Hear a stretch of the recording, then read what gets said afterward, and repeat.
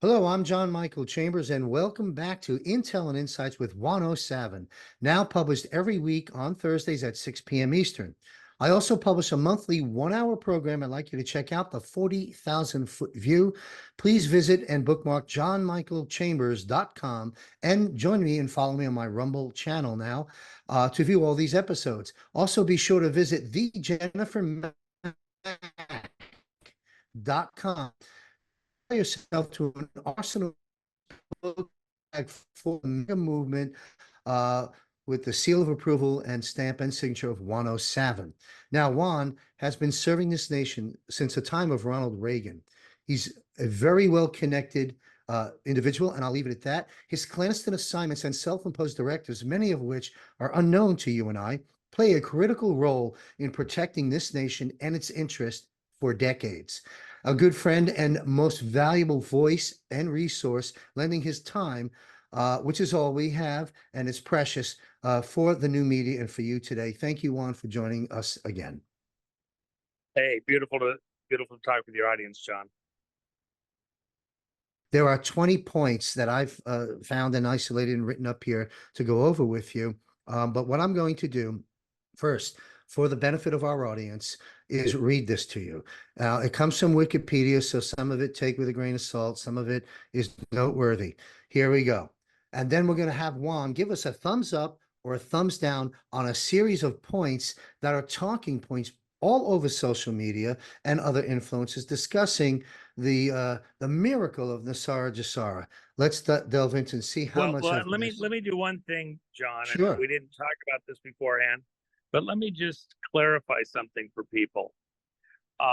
We're in a global battle where the battle fronts are not what classically we would think of as battle fronts. It's not man to man with swords, knives, guns, tanks, battleships, even space platforms, etc.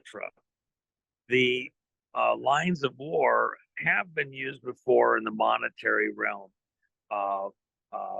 bacteriological. Remember, there was people putting, smallpox into blankets and distributing with certain groups. We've had the biological at times throughout history. China itself, on numerous occasions, several occasions over the last couple thousand years, there was attacks where up to 90% of the existing population was exterminated to protect one bloodline or another or group as the ones that would survive on into the time. Within what you're describing, you're only talking about a particular type of front having to do with monetary systems and the ability, especially here in the West, to do business. See, America's more vulnerable because the business of America, as Reagan said, is business. You wipe out the ability of people to do contract law, monetary exchanges, and do it smoothly and quickly and efficiently.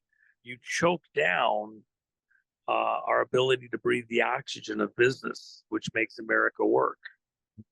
And as you do that, as you throttle it back, we can do less work. We can operate under some chokehold, but only for so long, and then you pass out. And that's what these monsters are wanting. And within this same conversation, the people trying to take over America, who have been plotting this for decades and decades and decades and decades, intended to create a falsehood of what looked like the salvation for business in the West and business in America by clearing the books. And I've said this all the way back before Trump announced, long before Trump announced that he was even going to be a candidate. Trump is here to preside over the bankruptcy of America. But in a positive sense, in a good bankruptcy court, where the judge is trying to bring justice correctly to the situation, the true creditors, the ones that brought real value assets into the business or to the personal situation, they're the ones that the judge, the court must protect, who have real assets thrown in, not the fake receipts or the false promises of payment and expectation. So that those that truly had skin in the game are the ones that come out with something as the primary creditors, the real ones that had real value that they brought in, who then were losing real assets they brought in. And what is being done here is that certain players came in and did a legal construct, multiple of them, and have baited people into believing that if they go along with these legal constructs out across the world, they're going to get some fantastical, unbelievable gain at the expense of everybody else because they were smart enough to get there first. The reality is that was gamed out in the intelligence community with the intent that as they got their players into office, they were going to move the money into their hands under the rouge, the illusion that this was just the way it was, and smart people adopted these things early, and they are going to be the beneficiaries because they were forward thinking, not realizing that they themselves were being sucked into a Ponzi scheme, a Ponzi scam that was to create the illusion of fairness because they adopted these ideas early and put investment in, but really they were participating unknowingly in a carnival of illusions so that the other bad guys could actually come in and take it all. And a couple little players here and there salted into the audience would get a little bit and be all excited about theirs, while in reality, the world, the Western world, was stolen away from us to these globalista players under a ruse of fairness in the way these games are played with GESARA, NESARA, etc. Not that that won't be in play, but it won't be the way they wanted it. We're going to war, and we're not letting them rob the bank and steal it and keep it at the expense of the true Americans and others around the world who have real skin in the game, who are the true owners of this world and the property thereof, and the business, the transactions, and the future. Well, that's a valuable and insightful perspective to set this up for where I'm going to take us now, Juan. Thank you for that. And I took a note. Business of America is business. That's very true. And here we are. NESARA GESARA. Folks, I'm going to read to you straight from Wikipedia, and I'll go through it rather quickly because there's about 20 points identified that I'd want to weigh in on, and perhaps he's supportive of some of them, perhaps not others. So we're going to get a thumbs up, a quick thumbs up, and a quick thumbs down, and a brief comment from Juan on perhaps 10 of those points in part 1 episode of NESARA GESARA. So here we go. We'll get it definitively on the record.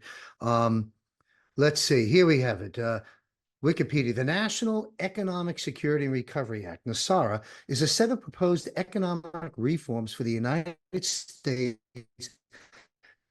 during the 1990s by private citizen Harvey Francis Barnard. Barnard claimed that the proposals, which included replacing the income tax with a national sales tax, abolishing compound interest on secured loans, and returning to a bimetallic currency, which we'll get another time, would result in 0% inflation and more stable economy. The proposals were never introduced before Congress. Wikipedia goes on as I conclude this paragraph. Since the early 2000s, NESARA has become better known as the subject of a cult-like conspiracy theory whose original promoter was internet personality, I'll get the name wrong, Shani Candace Goodwin, better known as Dove of Oneness. Goodwin, who appropriated the NESARA notions without Barnard's consent, claimed that the act was actually passed with additional provisions as the National Economic Security and Reform Act, or NESARA, and then suppressed by then President George W. Bush administration and the Supreme Court. Goodwin's conspiracy emails were translated into several languages and had a large following online. As we wrap this up, it says here adherents to the theory have also been using the name GESARA or GESARA, standing for Global Economic Security and Recovery Act, GESARA, or Global Economic Security and Reformation Act, in order to extend the proposed NESARA, thus NESARA GESARA. So there you have it, Wikipedia. Perhaps some accurate, some not accurate. After all, it is Wikipedia, but I've done the best I can, and so has Juan in his introduction to set the tone. So, quick, quick comments on each bullet as I And go by the through way, it let in me just part say this, one. John. Sure. That's not a bad history lesson there. And I think Okay. that in this particular case, the Wikipedia background, the people that put that into Wikipedia there, that's actually a pretty good rendition of how we got to where we're at. So I'm not at odds with that in any of those details there at this point. Go ahead. Well, good. Thanks for chiming in on that. That's important. That should have been my first question. You're already there.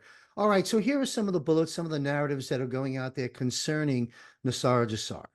Uh, Number one, so a thumbs up or a thumbs down and comments from Juan as we play this game. Number one, zeroes out all credit card, mortgage, and other bank debt due to the illegal banking and government activities. This is the Federal Reserve's worst nightmare.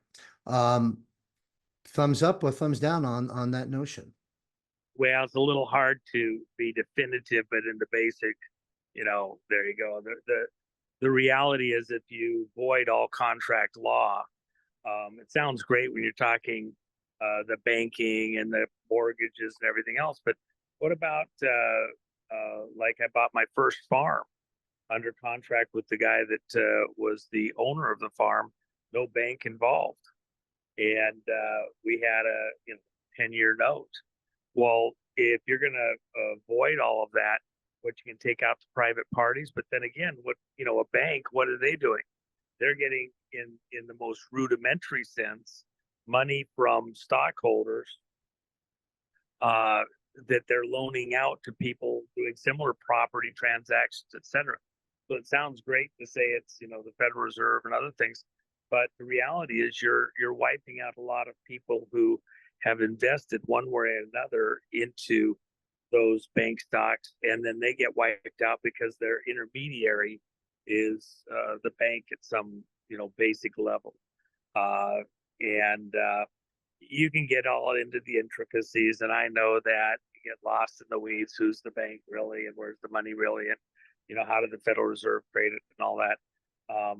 But at some level, at the point where you destroy the ability to have contract law honored within the courts and normal business, then essentially you have an extreme version of communism. Nobody owns anything. Everybody owns everything. It's a free for all. Who's squatting in which location?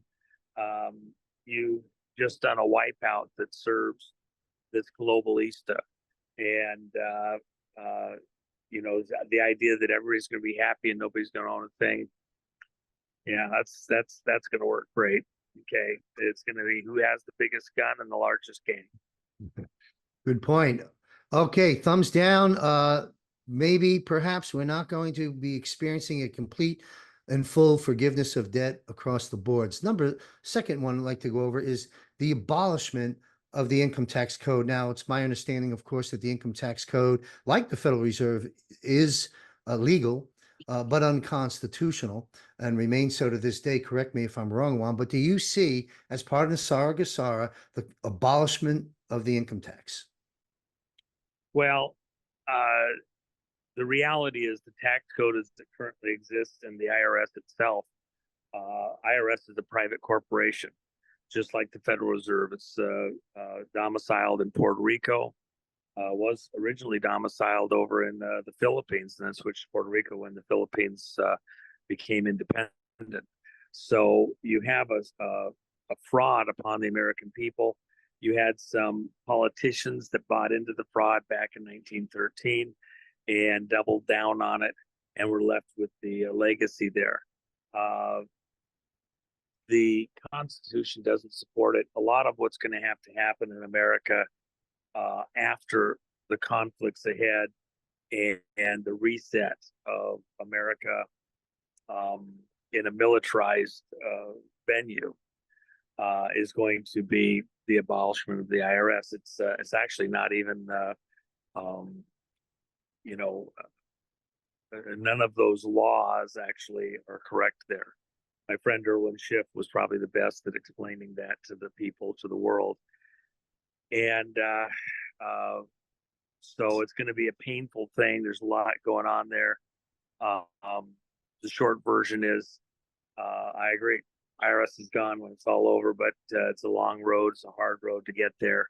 I would not advise people to decide not to pay your taxes at this time. But there's some great people out there making some of those arguments and discussions. And, certainly some of those interviews would be very worthwhile that explain that to people. And I do your study, do your research. It's a personal decision how you're going to act there. And I avoid the gurus somewhat unless I really, really understood what I was doing. Perfect. Well, thank you. A thumbs up on the long road to the abolishment of the income tax. I agree with you on pay your taxes, have yourself legally properly structured. Now, all right, next one, abolish the IRS. Sort of touched on that a moment ago, but abolish the IRS, and NESARA GESARA will do this. Employees of the IRS will be transferred into the US Treasury national sales tax area. I've heard a bit about this a while back, and I'm quite frankly a little confused about it. What's your take on the NESARA abolishment of the IRS and the employees being transferred into the Treasury national sales tax area? Well, the reality is if we're doing things correctly, the way the Constitution was set up, we don't need anywhere near the number of employees that we've had. There is going to be a culling of all federal employees that is going to relieve a huge burden on American people. And there's assets that will be converted to cash and opened up to the American people to purchase as we scale back the federal government, go back to states' rights. And so some of those pressures that we see in the current environment, the way we do the equation, diminish radically out into the future. And the need even for a national sales tax may not be as strong as people are envisioning at this time. If these people wanting that were to prevail, they'd have a global sales tax also. And we're not going along with that, and a green tax and everything else. We're going a different direction, but there's a lot of water's got to go under the bridge before we get there.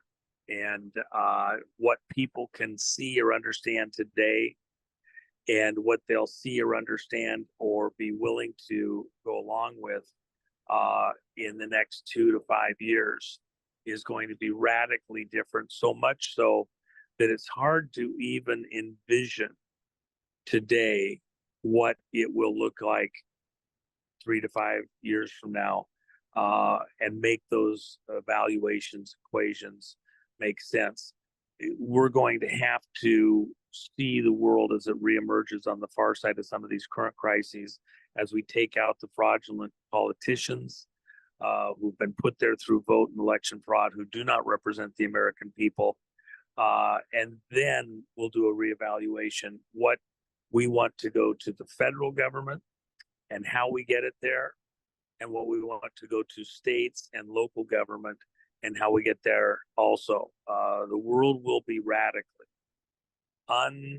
unimaginably different in the future, 2, 3, 5 years from now.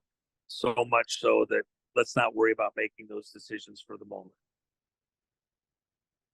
All We don't have enough right, Juan, information. thank you. And this next, Yeah, the we don't next have enough question, information right now. I'm sorry, is what I guess we're trying to say, to even make a informed assessment of what we're going to need or how we're going to want to conduct business in the taxing arena on the far side of these crises, if you get right down to it. But go ahead. That makes a lot of sense. So this is sort of delving into the related subject point on the NESARA promise list. Create a 14% flat rate for the government. In other words, food and medicine will not be taxed, nor will used items such as, say, a secondhand home or a car or something of that nature. Any thumbs up, thumbs down, quick comments on that aspect?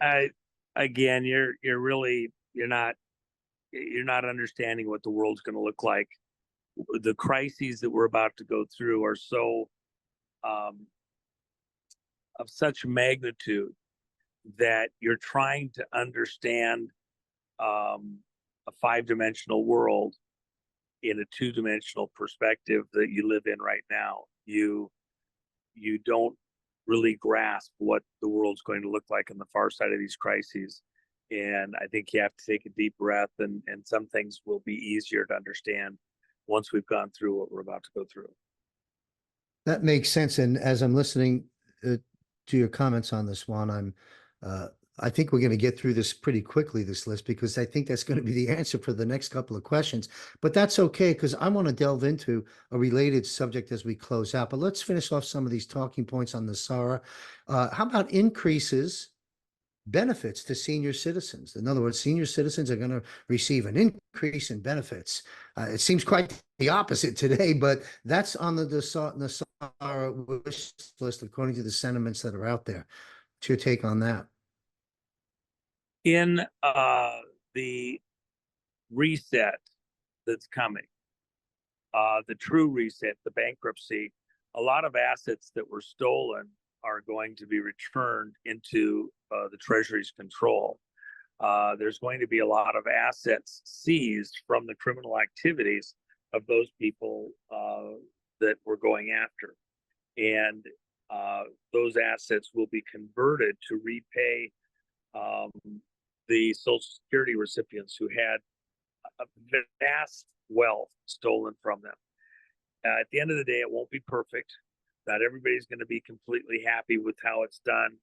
But in the bankruptcy, everybody generally isn't happy because there is loss that's going to be suffered over real expectations or inflated expectations. And what actually happens, there's stolen time that can never be replaced, an opportunity. It's going to be kind of a split the baby types of decisions, the best that we can come up with under the circumstances. And you start over, start afresh. It's a new day for America. It will be better than what was going to happen, what was coming for us. It won't be everything that people will, be satisfied with. It will be better though, and it's the best that we can do in the circumstances. People take a deep breath. A lot of frauds have been committed on the American people and on the world, and it costs a lot of lives. I know where people's minds go instantly, but I'll use this example. Look at all of the death and destruction occurring in Ukraine. The death there, something between 600 and 1 million lives, 600,000, 1 million lives potentially. I think those are highly inflated numbers, but that's what some people talk about. I think the numbers are radically less than that. But the damage to lives is in the millions. And with that in mind, how many of those are coming back with any kind of a settlement? How much of the productivity of the people who have lost their lives, lost their place of living, that have been scattered across Europe and the world, how are they going to recover in their lifetime and refine some ability to give into the world their productive capacity, their genius, their labors, their children? We have had a cost that is unfathomable. Only God himself could ever put a value to it ultimately. We suffer because of these losses out into the future. It's like all the aborted babies. What would they have added productivity, genius, invention to the world if they had not been aborted? Only God himself knows. But at the point that we stop the bleeding, we stop the insanity, we begin the process of building and rebuilding again, and take up the yoke and set the plow straight and begin the process of rebuilding America, rebuilding the world, and creating a future for our children, our children's children, for generations to come. That is something to look forward to, something to anticipate with fervor and expectation, a beauty that can only come from life. And right now we're in a death spiral. We're going to pull out of it, God willing, and go on to a bright future. But there's a lot of pain in the meantime to get to that point. Yeah, you mentioned, just to recap it, we've got 7 minutes to go, is where are we here? Took some notes. Yeah, you talk about the assets that have been stolen from the American people, from all of us, over quite a period of time. It reminds me of Lynn Wood, sort of disappeared from the front line of these days, but he was quite the speaker at the very first Clay Clark Reawaken tour, which I was a participant in. And that's where he made the big statement of the airplanes, plural, that have already begun the evacuation and the return of a lot of the stolen goods stored at the Vatican. We can save that for another show. But that process, folks, has already been underway. And clearly, as Juan just stated, a lot more to come, used to shore up perhaps Social Security and then spread the benefit out here and there as deemed so at the time. The other thing I want to mention that you mentioned in the very beginning, Juan, was the fact, and this is very important, folks, the fact that President Trump, in part, if not fully, but in part, was chosen and then accepted the mission back in the day that led him to running for office to preside over the American bankruptcy and return America back to what it was. That reminds me of Jan Halper Hayes, out on the path now, serving on a task force of the Department of Defense, PhD, reiterating the 1871 US Corp going into debt to the Bank of England, and that ended America as we knew it. This is what's being restored. Well, we can jump into that in great detail at another show. Return. All right, a couple of more bullets as we wrap up. Of the NESARA promises, returns constitutional law to all courts and legal matters. You touched on that in the beginning. If you wouldn't mind touching on that again. Well, again, if you get right down to it, America has been hijacked by a cult of globalists, not just from one country, but from all around the world, colluding together to take us a place that wasn't the will of the American people, to put people into positions of leadership, primarily through vote fraud and through the militarization of psychological assets, corporate assets, through DARPA itself, to steal the business of America to a select group, the business of the world to a select group of families, and take control of the West, to wipe out family business ownership, individual business entrepreneurship, and to turn it over to this select group in a militarized takeover of the business of America. That will be addressed. It will be part of the reset, if you want to say it, to return some of that productivity, that business acumen back to the American shareholders, their labor, their benefit, for themselves and their families. It won't be instant. It will take some time, but literally the asset of the American dream even will be returned to the American people. The American dream is as much an asset of America as any tangible oil or mining commodity stuck in the earth. Without the imagination, the business sense, the productive genius to industrialize an idea makes the American people so different in this world. Without that, we aren't America. It's our innovative genius and our ability to work together and to bring people from all over the world to create, build, develop these tools of commerce to make our lives better, different, healthier, more full. And that's what's going to be returned to the American people. That stolen dream that is what America really is going to be returned to the American people. And that's what's going to be the most beautiful part of what's coming. I want to thank our audience for joining us. I'm John Michael Chambers, Intel and Insights with 107, now published weekly every Thursday at 6 p.m. Eastern. And join me for my 1-hour monthly program titled The 40,000 Foot View, first Friday of each month, 6 p.m. Eastern.